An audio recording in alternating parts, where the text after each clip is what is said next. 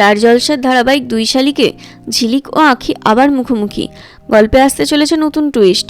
বিস্তারিত জানতে আমাদের ভিডিওটি পুরোটা দেখুন, আর আমাদের চ্যানেলে নতুন হলে চ্যানেলটি সাবস্ক্রাইব করে পাশে থাকা বেল আইকনটি প্রেস করে দিন। ঝিলিক ও দেবা এবং আঁখি ও গৌরব বৃষ্টির রাতে একটি পুরনো বাড়িতে আশ্রয় নিয়েছিল। তবে ভাগ্যের কি নির্মম পরিহাস, দুই বোন যারা নিজেদের মধ্যেও টানাপোড়েনের মধ্যে রয়েছে, তারা একই ছাদের নিচে এসে পড়ে। বাড়ির রহস্যময় আবহ এবং বৃষ্টির রাত তাদের জীবনের রোম্যান্স আরও বাড়িয়ে তোলে। আজকের পর্বে বাড়ির নির্জন পরিবেশে ঝিলিক এবং দেবা এবং আঁখি এবং গৌরব নিজেদের অনুভূতি প্রকাশ করার সুযোগ পায়।